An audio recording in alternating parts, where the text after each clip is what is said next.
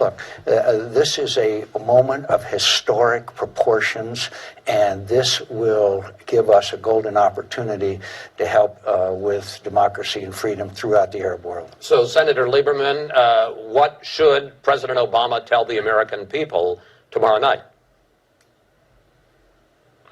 Well, I think President Obama should begin in exactly the terms that John McCain just described, explain why we are there, why it's vitally important that the United States is part of an international coalition in Libya. And there are two reasons. One is that we're there to avert a humanitarian disaster. I mean, the fact is that if the coalition forces had not gone into Libya now about a week ago, we'd be on this Sunday show bemoaning, really crying over a humanitarian disaster in Benghazi, a slaughter of thousands of people, and we'd be asking, why didn't Obama do something? Why did the world stand by? Instead, today, we have averted that. But longer term, what's happening now in the Middle East, Chris, is really remarkable. We have for too long defined the choices in the Arab world as between secular dictators and radical Islamist dictators. And now the people of the Arab world had said, hey, no, we want another choice. We want democracy. The latest, as you said, is that the government has resigned. This is a government that has been in place since 2003. It went through some changes, but the Prime Minister remained Najib al-Utari, and it went through major changes in 2006. Now, this is expected to be a step in a series of steps people are expecting the president to announce to bring reform to Syria, and as the officials here have been promising, to meet the demands of the protesters. Earlier today, hundreds of thousands of people took to the streets in Damascus, the capital, and elsewhere in Syria to support the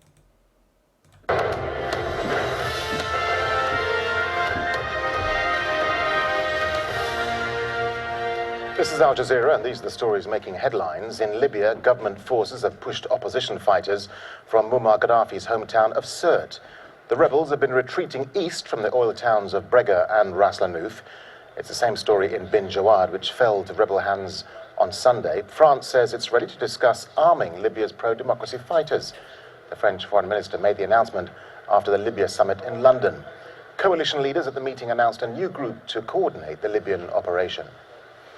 More than 1 million people have fled Côte d'Ivoire as fighting intensifies. A UN official has told Al Jazeera more than 10,000 people are sheltering in a church compound after heavy fighting in the west of the country.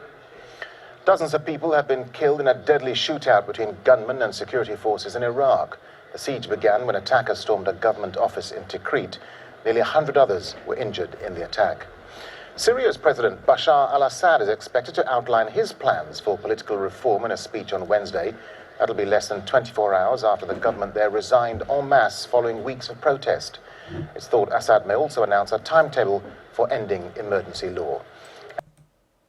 Unrest gripped Syria again today, with security forces confronting new protests. The troops used tear gas and fired into the air to disperse crowds. Some 4,000 people demonstrated in Daraa, where the protests began more than a week ago. There was also more trouble in the port city of Latakia as armed groups for and against the government faced off. Officials said Syrian President Bashar Assad could address the nation as early as Tuesday to ease a nearly 50-year state of emergency. In Yemen, a powerful explosion at a weapons factory killed at least 78 people. It happened in the Abyan province in the south. The blast appeared to be accidental, but it came one day after Islamic militants took over the factory and the nearby town of Jar. Government forces had pulled back as protests spread. And there were more protests today in the capital city, Sana'a. Thousands of demonstrators again demanded that President Ali Abdullah Saleh step down. Some 250 people have been detained since a crackdown in Bahrain this month, and more than 40 are missing. Shiite opposition leaders reported those figures today and said they've doubled since last week. The kingdom's Sunni rulers dismissed appeals for an international human rights investigation, and police insisted their tight control on the streets is essential. For the person who does not violate any law, the checkpoints do not concern him. Quite the opposite. It reassures their security. It is more safety on the road. As the saying goes, if you don't steal, you won't fear. As long as you don't commit any crime, you will be passed through the checkpoint with a good heart.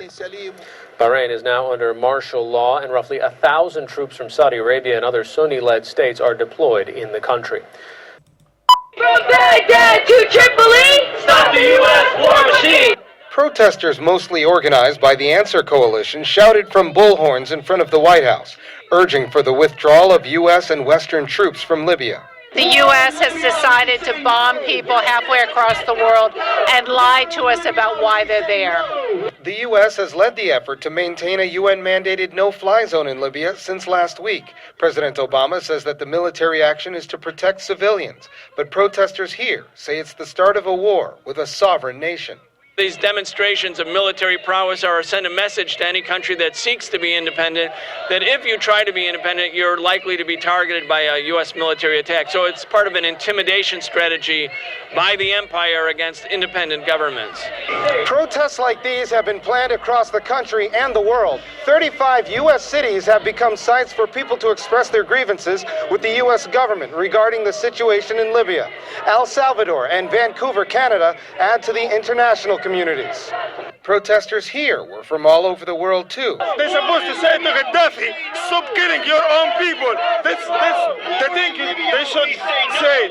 This week, Canada said it would be taking over operations from the United States. The lead position is now being handled by Canadian General, Lieutenant General Charles Bouchard, the Deputy Commander of the North American Aerospace Defense Command, NORAD, a joint command U.S.-Canadian base headquartered in the state of Colorado. Critics say this means the U.S. is still in control. I'm furious that all the money that's being spent that could be spent here at home, there's so many needs that we have, and I just feel like it's just another lie. It's like how we got into the war in Iraq, and this is just a repeat performance of that. Many in the U.S. are still confused over the direction of military operations in Libya and what the true objectives are. They're looking for more clarification from President Obama when he addresses the nation on Monday. Libya is under attack. What do we do? Send the fuck back. Colin Campbell, Press TV, the White House. Hello everyone, welcome to Global Government News. Today is Tuesday, March 29th, 2011, and I'm Darko. Welcome to part 3 of this news bulletin, everyone. This is my website, www.ggnonline.com. That's ggnonline.com. You have one day left. You have 19 hours left to vote on this poll if you haven't already. I have a news archive over here. You can donate up there, or you can subscribe over down to the left, or if you go all the way down to the bottom, you can follow me on Facebook by hitting that little follow button, or if you have a Blogger account, you can follow me there. All right, so we'll just move on. I got to finish up with the eugenics, and well, weather modification kind of falls under that, but either way, it's pie in the sky. Qatar events artificial clouds to beat the heat in the 2022 World Cup, and talking about floating a big cloud over the actual stadium, and it says it's made from a lightweight carbon structure carrying a giant envelope material containing helium gas. At first I thought this thing was going to be like they're just going to cloud seed like they did in the Beijing Olympics, but it's like going to be a physical structure. So it says here, stories from Main Street, Montvale School ditches books and chalkboards for laptops, and like I said before, just like the time machine, that's the direction that we're heading, where there's no more books and people are just totally stupefied. Here we go. Doctors warn, oh, and it's easier to rewrite history, right? Doctors warn about Facebook depression in teens. And then we have this right here, New York Times, cell phones track your every move and you may not even know it. And of course, I've mentioned this many times in my videos, that if you have a cell phone, you have a GPS, or the ability to be tracked via GPS, right? So China actually, they just came out with an article recently. The Chinese government said that they're going to start a program where they're going to start tracking all their citizens, through their cell phone. So if anyone tells you that they can't be tracked on their cell phone, then tell them they need to do the research. But most of the time, those type people, they'll just be like that one individual guard at police and from that Bahrain video will say, you have nothing, if you didn't do anything wrong, you have nothing to fear, right? And I say, Heil Hitler to those people. It says here, Superbug resistant to antibiotics popping up in Los Angeles. Then we have world ill prepared for severe influenza pandemic, says expert committee. Ooh, the experts. Then we have a sixth study in recent months links mercury in flu shots to brain damage and autism. So that's why we got to get prepared and we got to get vaccinated. So it says here, radiation from airport scanners very low, says study. And the only reason they're coming out with this little PR piece is because the TSA is actually going to look at radiation risk because scientists and reports have come out that they're not getting all of the information, so they got to come out with something like this to try to kind of combat that. It says here, GM soy making its way into the UK food chain through animal feed. Then we have this, farmers and consumer groups file lawsuit challenging genetically engineered alfalfa approval. Then protests mount in U.S. over genetically modified foods. Then vegan parents charged in death of baby raised on mother's milk, facing 30 years in prison for not giving her child melamine fluoridated formula. It says archaeologists discover saber-tooth vegetarian. And then we have this, EU cloned food talks collapse.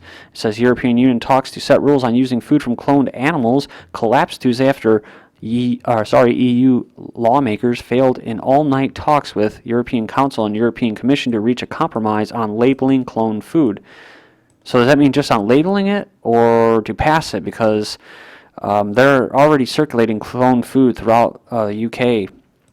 And it may not be widespread, but it is out there. There's been milk, and now there's meat. And so, so it says they're prepared to drop demands for a ban on food from descendants of cloned animals bred by conventional methods, as long as any such products was clearly labeled. Okay, so in just reading that, basically they're prepared to drop the ban as long as it's labeled. So it's still bad news, right? So we're moving on here. Nanotech implant monitors for cancer and now heart attacks too. And just think about all those chemicals that they're spraying: the barium, the aluminum, the cadmium, and probably silver iodide for the rain to create rain and snow.